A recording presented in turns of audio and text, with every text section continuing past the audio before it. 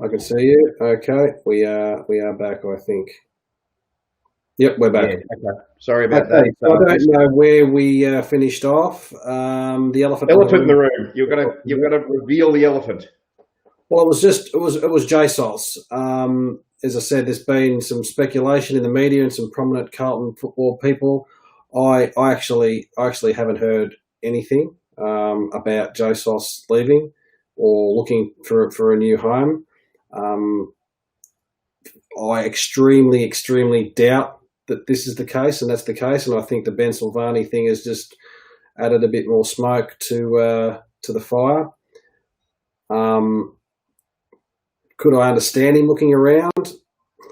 Not really. I think that for me personally, and I could be wrong, but I think he's in our best 22 in 2021.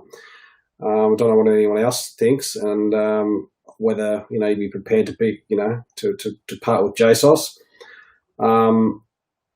What do you think, mate? Is there? Have you heard anything about this, or is there any truth to it, or is should we be shopping him around or letting him go? What should we be doing? Actually, I really liked your comment last week as something that I hadn't really considered, but it was a bloody brilliant comment. Is where does he sit? Pardon me, and I was looking at it from the other point of view. Okay, who's going to take over from Ed Curnow? And you mentioned JSOS's name. It's a brilliant call. If he can build up to that role, absolutely, you'd keep him, wouldn't you? Oh, look, it's not about necessarily keeping him at the moment because he's a contracted player. It's about whether he as a player has got some issue with the club and is also actively looking around for to leave, and whether the club is facilitating that or wanting him to stay, or what they're telling him about his position in the footy club. It's all those are obviously great unknowns. I think he sits very well on a half forward flank, chopping in there, like you said, in the guts and a run with role as well. I think he's developing really nicely as a very smart footballer that works well in our side, and someone that is hard at it. So I'm surprised if he thinks he's not getting any opportunities. And from there, if there's any truth to the issues of what's going on that's compounded with his dad leaving, I'm not sure whether BSOS has got issues. So I haven't heard of anything. It's just, for me, I don't see it happening. I think that I can't see him looking around anywhere. Yeah, I don't see it anywhere. You can understand it, but I don't see it. JSOS, Mac Champion said, who did JSOS stitch up as a tagger? He stitched up 5. Hasn't been fit this year, hasn't been able to get on the park. If we can keep him, keep him.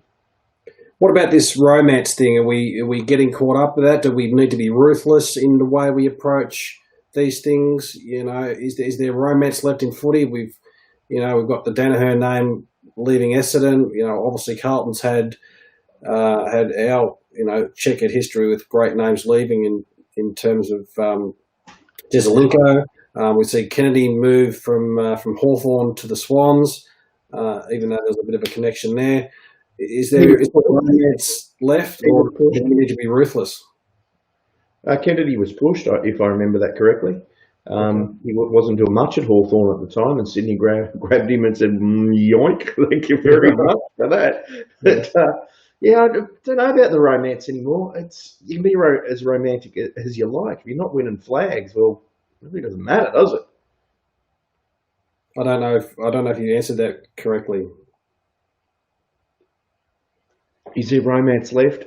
Probably partially, but you can't be giving guys games if they're not part of a premiership team. Do I think JSOS is part of a premiership team? Yeah, after what you said last week, I can see that happening. I really can see that happening. Yeah.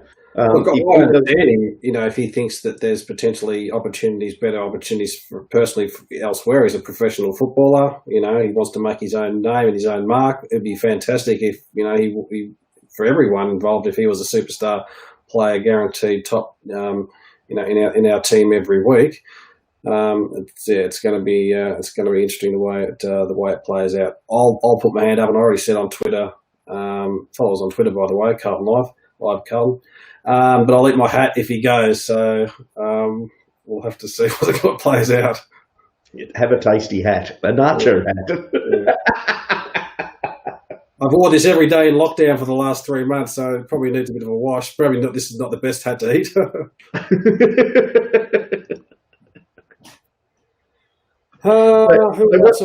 What's your thoughts on Saad? A lot of people have been asking about Saad. I'm a no. We've got enough players in the back line. Had to get rid of Simpson because he didn't have a spot. Bring Saad in. Where does he go? Yeah, I don't see it. Yeah, a no for me. But in terms of moving along to sort of our list management strategy, I can't say that very quickly. I'm running a cup of tea. List management strategy. We've got pick 7. It's been decided in the draft. Which in a compromised draft will mean about 43. Well, mate, Willow went at 45. I'll take that pick any day. 41, I think he was. Pick 41, and Simo was pick 45. So for me, we've got the junior talent. We've got the kids. I think we're ready to hit finals next year, and we've obviously gone and got Zach Williams as a ready-made player that potentially will fit the midfield.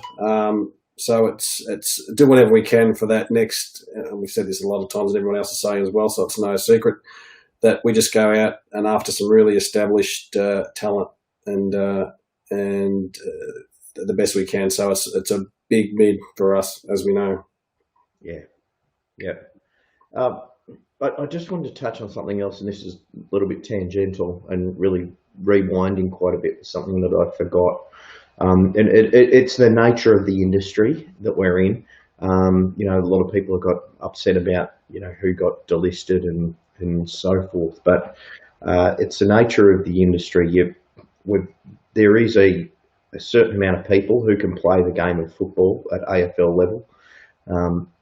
As a rule of thumb, you would look at 10% out, 10% in every year. So 4 to 5 players out every year, 4 to 5 players in every year, whether it be draft, trade, what have you. Now, if you find yourself as a player in that 4 or 5 players, you've got to work with your coach. And if you don't have a great relationship with your coach, you would then work with your manager as to what is my next step. I think you go into that industry understanding that, and if you find yourself in that 4 or 5, you work out, okay, how do I get better, or how do I put myself in a better position at another team? It is sad, but it's also reality, and the players would understand that, and their managers would be talking them through that the whole time. Yeah. This is a brilliant idea. Cameron Thorne's just won the night. And the next player we should pick up at number 7, Simo needs to shave his beard, put himself up in the 8 and we could pick him up at if he changes his name, we could pick him up at pick 7, and he can play another 3 or 4 years. If there's any Simpsons, the television show nuts out there like myself, is they got their name changed because of Sideshow Bob coming after them, so they call themselves the Thompsons. So he could be Kane Thompson. Kane Thompson. Yeah, we can do that. No, that's good. That's a brilliant idea. Kane Sampson. Kanye Sampson. Kanye Simpson. Yeah, you're right. All you need to do is just have a quick shave, and you wouldn't. You can definitely pass under the radar. You're right. You'd probably beat some of those young under 18s too. No, good work, mate. Good work. Couple of points I want to make out, and Avi has mentioned this too, and we'll get onto these. We haven't talked about potential other delistings that will come forward. McCready's one of those. Where do you see him? And if they're going to keep him, why would you keep him over a developing opportunity like JSOS? It's a good question, but like I said at the top of the show, if someone's out of contract, they're just on the fence at the moment till we get numbers through. Vsauce should never, like I said, Vsauce probably didn't need to get senior contracted. Could come in as a rookie, McCready at the time we had to give a senior contract to and bid on him because he was part of the GWS Academy, showed some really, really good promise. And I think, still shows plenty of promise, but promise is the word, and he's been, very, very much hampered by injury in his career. So Yeah, let's say that there wasn't any contract or list issues which we don't know yet. Is Mr. McCready someone that you see keeping a contract? No. In fact, I would have put him on the trade table, and that might actually be happening as well. How about who else can we talk about? Cam Paulson. Where do you see Cam?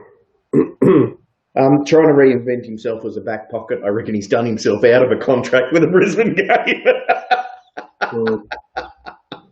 It's just, coming out of the back line, you cannot have that level of kicking efficiency, or whether it be the wrong decision or inability to execute. It's just too dangerous. Like, if you're a small forward and you do that, it's harsh and it's not right, but you can get away with it because it goes for a point or a boundary line or what have you. But to do that in the clutches, you can't do it.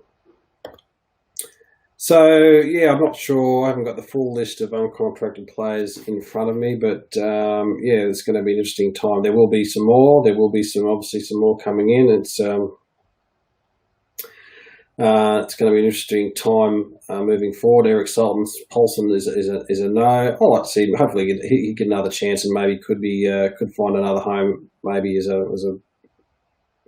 I don't know. Maybe for the North Melbourne, maybe, or someone like that. Maybe want to have a crack at him. Yeah.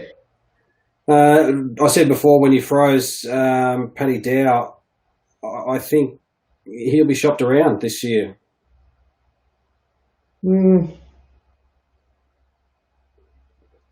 I think if Williams does come in, which it looks likely, I think guys like him and O'Brien might find it difficult to get back into the senior team. They might be instructing their managers to go and have a look too, I would think. I think so. We'll see what happens. All right. Like you said, Zach Williams, a good get. There's been some high money touted. We've he's come in and chosen us by all accounts, which is fantastic. I don't know if he's the answer to our hard mid, but he will. That's where he'll want to play, and he's played there before and done a really good job at GWS. Yeah. Does Dow have currency? Yeah, but you won't get anything close to what he was picked up for. You're probably second rounder or part of a deal to get someone over. Yeah, I think Yep, I think it'll be part of a deal. Now, obviously, we don't know what's going to happen with Kemp. He's a great unknown. Hasn't played a game. We're talking about him being the next big thing. But all sorts of players. I think in front of Paddy Dow. Williamson's in front of him for me in the centre. I'd be putting Williamson in the guts before Paddy Dow. Yeah, well, it's a good one. Okay, Mitch McGovern went down back against Brisbane. Triggered a clause for 2023. It's going to be. Is he in your best 2020? Is he in your best 22 for next year? No, move on. I mean, we've got enough backmen. Is he going to fill that role? Not really. He hasn't made it forward. He's another failed forward at the moment. Not my best 22. I really have issue with going too tall in the forward line because we're too stupid the way that we bring it in. If you've got four tools moving in all different directions and got this synergy, it's possible, but not the way that we do it. They're just getting each other's way and spoil each other, and the ball comes out and off to the races. It's a very, very big part of why we're getting scored 4, 5, 6 goals against in a short space of time. Yeah. a lot to play out with him as well. Eric Salton is mentioned another name we haven't talked about much this year, and potentially, will fly under the radar for a top 10. Well, I don't think he'll fly under the radar for a top 10. I think he'll comfortably fit in the top 10 of our BNF this year. And incidentally, on the BNF, you'll have to fly back for that, mate, for February. It's a good idea by the club to allow us to personally, get around Simo and cruise and attend the BNF after, not seeing any footy this year. Have we got tickets? Tickets won't be on sale yet because they've just sort of announced that the BNF's going to happen in February. Normally it'd be this time of year. Okay, yeah, fair enough. Yeah, possibly come down for it. We'll probably be too busy establishing our lives up there at that stage. Girls will be just going back to a new school. So I reckon I'd be unlikely. Get your priorities right, mate. Girls are everything to me. My girls are everything to me. So Setterfield we were talking about. He's another one that's a lay down for a new contract. Yeah. Okay. What else do we have? Charlie Curnow to play for McGovern next year, says Adrian Hines. People are talking about Charlie and putting him up for trade. That's not going to happen, of course. Silly people talking about that. What it does mean for us is we've got so much to look forward to next year. Assume Charlie's right. Assume Marchbank is right. You've got two of the best key position players, or potentially could be the best key possession players in the league. That is really, really exciting for us. And they both bring that little bit extra, that X factor, that they can do anything when they're on. So it's a very exciting times for us. I'm very excited by the young bloke as well. I've got no doubt we'll win the premiership in 2021, and there'll be a Carlton dynasty from 2021 to 2027. That's my tip. I think we'll take a great leap forward. We'll take a mousy-long great leap forward, I reckon, next year. Okay, you've had few too many to drink, mate. You've been on the piss all day by the sounds of it. Yeah, just kicked a couple. Do you remember Hey and Saturday used to, when someone come on, they were a little bit tipsy, they used to do the bottles, the noise of the bottles going into the recycle bin. Our audience won't remember Hey and Saturday. No, true. Because I'm an old bastard. They might. Julian Muscat says, cannot wait till Curnow comes back and fully fit. We're missing him like bloody crazy. The partnership with Mickey will be very exciting. My computer needs to restart. I'll fix that. Get on the beer, says Peter Firehouse. Stocker ready for next year. Yeah, look, lots of stuff's happening. We're already talking about 2021, aren't we, Blues fans? We can do that now. Our season's done and dusted. It's that time of year. Trade radio will come around and trade talk, and there'll be lots of discussions. But good already to the club just to go bang, bang, bang. I sort of missed the announcements of the player contract signings. Do you remember what they did last year? The build-up type things on social media to the player signings, little funny social media things. No, don't mention that. Okay, so I'll put this to our audience as well as you, Johnny, and you might have heard a few things. Who should we go? Who should we be going after in terms of that mid we need? Well, I think Zach Williams puts a massive line through who I would have gone after, that being Josh Kelly. I don't think that we'll be able to afford the two of them. That's who I would have gone after. Sada's a big no for me. If Gov takes a pay cut, we might. Say it again? If Gov takes a pay cut, we might. yeah, like that's going to happen. Jack Graham has been mentioned. Chris Bright has just brought his name up. A few others said it as well. Doesn't strike me as that consistent hard mid that we need. Yeah, you could probably get him for a price though that we could afford. I wouldn't be against it, but it's also going back to what I've said about a million times is like wait on guys who have already got in the system. Setterfield's played 25 games, more now, 30, 35 games. He's still only a puppy. Let him go to 100 games and see what he brings up. Walsh is way, way ahead of where he should be, but he's just going to keep building and building and building. We've got this young kid going to come through. Could be the best first year for next season. So, I'm not so convinced that we need too much more in our list. We need a small forward to take over from Eddie, and whether that be Fisher or whether that be someone else who comes on board. Again, I've got a lot of raps for Josh Honey, and he could be that person that comes in. And if that's so, then again, look internal and give him some more game time. What I do want, and I said this last week, is if we do go after anyone, they have to be A plus. There's no reason to get Bs, Cs, what have you. They need to be A plus. Is Ollie Wines? A few people are putting his name out there. Is he A plus or A plus plus for you? For his particular role, I think so. But I don't think that we'll get him because I don't think that he will fit into our salary cap. Interesting. I thought he'd be one that probably would actually fit in our salary cap and may look to do something there. Potentially, yeah.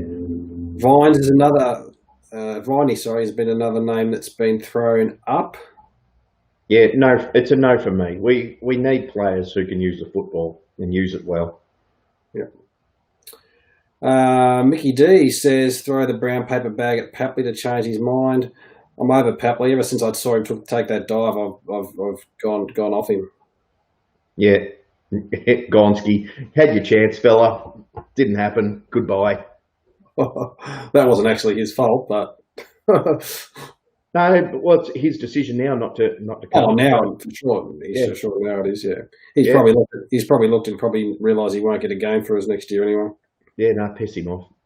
He is so 2019. Drew Bates, fine. He's a one-way player, can't defend. Yep, good point, Drew. 100% agree with that. Lee Tannenberg, Merritt is unhappy. Oh, interesting. Is he again not that AA plus, but not necessarily? There's not AA plus midfielders just walking out of clubs right now, is there? And looking to change clubs. Yeah, he's a good accumulator, isn't he? Always has been. Again, yeah, you probably wouldn't get him for a price that you would be comfortable with. You'd have to pay overs, and I'm not comfortable doing that with Zach Merritt. I think. By the way, I think there'd be a lot of Essendon players that are very, very unhappy because they were meant to be taking the next great leap, and it's gone completely the other way. They just look like they're lost and on really heading down the wrong end of the ladder again. So I think there'd be a lot of rats trying to leave the sinking ship. You know what? You mentioned this guy's name, and I think that he's gettable. I think he's affordable, and I think Josh Kelly, should be our target. We know that he's looked around previously. We know that there's the GWS are like a sinking ship, and rats are getting off. They've got some real dramas there. I don't think, North Melbourne will have a crack at him again, surely. He's rejected a one big offer from them already, but why wouldn't Josh Kelly be our main target? Well, he should be. Whether he fits under the salary cap is my question, and not only now, but into the future as well. We would have chucked a good amount of money at Zach Williams, albeit not as much as North Melbourne, to get those two in. Who are you not going to pay in the future is my thing. Because he's a few people are asking this, and I'm not 100% on his contract situation, but he's a free agent next year. Or is he out of contract this year? Do you know exactly where he's situated? He's out of contract, but I don't think he's a free agent. He might be a restricted free agent, but he signed for two years ago. That's right. Yeah, he did. Just before North Melbourne, just before North had a crack at him, he signed for only 2 years. Yeah. Oh, he's out now. Is that right? But he'll be out of contract next year. Yeah, well, at the start of next year. But that's what people have got to remember too, is the contracts go to, as far as I know, to the end of the calendar year. So the question was asked before from Debbie, can we still trade an uncontracted player? Well, by uncontracted, they're uncontracted for next year. Hmm. But yeah, he's got to be the number one target. Wow, there's all sorts of news coming through. Charlie Cameron whisper he wants to play with Eddie. Everyone wants to play with Eddie. Why wouldn't you? He's Andrew Luke says Isaac Smith being mentioned. No for me. Yeah, I think he'd fit into the side and he'd bring a lot, but I just think from where we are, a no for me. No, big no. No, okay. Who else have people mentioned? There's a few people still on the Jack Viney train. Andy McGrath. Look, for me, as I said, it's if we don't get that big mid, I'm not too fussed. I'm bullish on Walsh. I'm bullish on Setterfield. I think Kennedy can, with a big pre-season, go okay. Who else have we got? Jack Martin, I think, still got opportunity to play in the guts. Yeah, he's still got upside, hasn't he? Yeah. Yeah. He's another one that necessarily hasn't got a spot. And JSOS with another pre-season and get big can be we saw JSOS play in the guts this year and he killed it. Yeah. So Kemp, of course, we haven't seen. So I still think if we don't get that one, Alex Sexton's been mentioned as another player potentially. Yeah. Taranto would be handy. Yeah. So again, if we don't get that big mid, I'm not gonna lose any sleep. Yeah, Mickey D. I forget what draft that he went to the GWS, Tim Taranto, but he was my pick. I really, really wanted him, and he just got GWS got to him first. I reckon we were very, very keen on him, to be honest. This is Carlton Live, and we thank you very much for joining us. It's been a long year, and our year is over, unfortunately. And we said that I've said anyway that I think it's a wasted year. I'm really pissed off we're not playing finals. I would have loved to see us in an elimination final.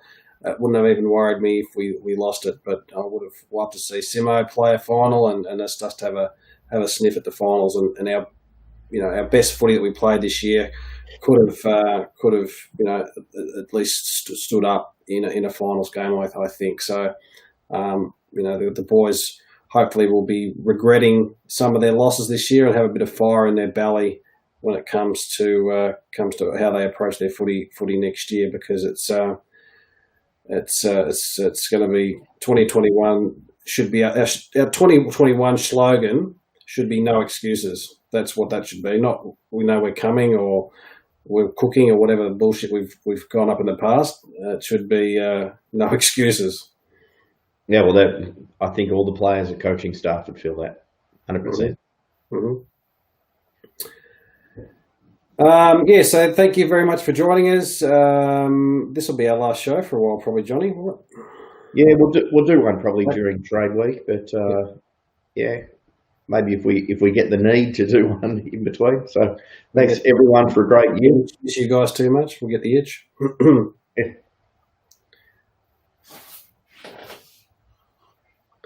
Who do you want to win? Who do you hope goes well in the finals, mate? St Kilda for Rats. Also, Brisbane as well. Brisbane is sort of our blueprint. So if they can go through and win one, then it gives us great hope, I think. After last week, I hate Brisbane. So with you, I hope St Kilda go okay and do well. Yeah, when is Trade Radio, Anthony? I believe it starts October 26th, so the Monday straight after the grand final. Yep. Won't that be the silly season? Won't that be the silly time of year? It's going to be so interesting. Well, we're done. I mean, Curls has got it done already. Yeah, no, he's come in and gone bang, bang, bang. He's done a good job so far. One thing we haven't mentioned is congratulations to Jacob Wiedering making the All-Australian squad. Lay down Mazaire to get in the team, but yeah, great stuff, and what a brilliant year by Wieders. It's been a shining light. Yeah, look, looks like Trev's gone now. No, Trev's back. All Australian, yeah, it's an honour and all that crap, but it goes back to what I said earlier. This is a team sport. Individual honours, including Brownlow, they're kind of like, they're okay, but they're not what the game's all about. So, good luck for him. You big sourpuss. Congratulations to him, but it's not something that I rate highly. I rate the All-Australian really highly. I know players rate it really highly. To be picked out of the whole, the whole of the AFL, network as the best player, it means a lot, I think. And I know Julian Muscat says it means nothing who Australia are going to play against. It's not necessarily for me. The way who they're playing against is there's a representation that they're the best out of the best. So I'm big on the Australian, and well done to him. Yeah, that's your opinion. My opinion differs. I also have a great problem with players being called champs and champions of the game when they haven't won a premiership, because that is the championship. If you haven't won a premiership, you're not a champion. You might be a legend of a club. You're not a champion. Fair point. He'd be a favourite for our best and fairest. Got your top 5 BNF there for us, since you won't be coming down for it? Yeah. No. Not off the top of my head, but obviously Cripps will be up there. Wieders, Ed Curnow, Sam Walsh, and throw in again my man Plowman as the 5th. Wiedering, Walsh, Cripps, Liam Jones, and you said him too, Plowman. How about that? Yeah. You've just heard it here. Ed probably, yeah, I don't know if Ed will, I don't think Ed will scrape in for the top 5. Not to worry about that. Not to worry. All right. I think we're done. One thing I wanted to talk about was, Cripps potentially going in for surgery on his shoulder. Obviously, Cripps has been carrying a shoulder injury for some time. Now, obviously, I'm not a doctor, but Blind Freddie has seen him carry that injury and be sore and be strapped heavily. It can't have been doing him any good to be playing under that duress, especially for the last, I know we're going to play for Simos, but have we been negligent in playing him if he's going to be going in for, if it's bad enough to be having surgery? Well, there's a legal aspect, which you probably are. But then again, if he turns around and says I'm playing no matter what, you can't stop me. Well, it's a different part of it, isn't it? Yeah, look, it's a tough one.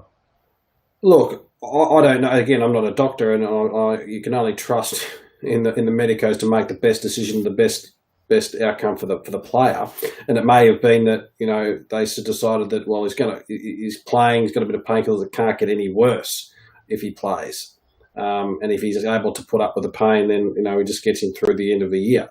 I can't see an injury not getting any worse if it's damaged or something happens to it. So that sounds a bit strange to me, but. Our best player, I would hope that they make the right call.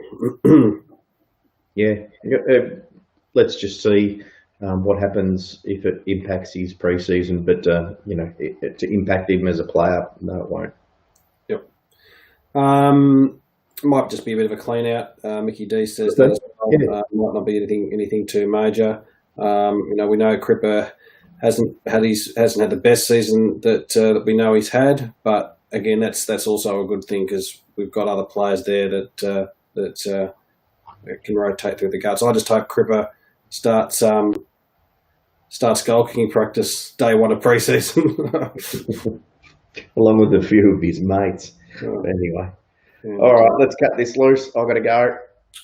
Thank you everyone for joining us. It's been a real pleasure tonight. We went a bit longer than we thought. Sorry we didn't get to your comments or questions. We hope we've covered off most of the things that have gone on. Lots to keep playing out for the footy club. Some more delistings, some more contracts, we hope, as we move forward. Enjoy your week off footy.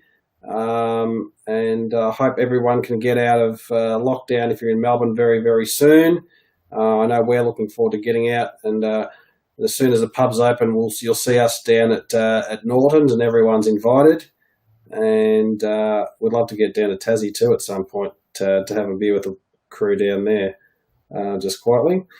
So thank you very much for joining us. We'll have a break for a couple of weeks, and if there's any breaking news, we might do something as well. Thank you, Johnny, and have a good night, and good night to everyone else. Yeah, cheers, everyone. Thank you again. Go Blues.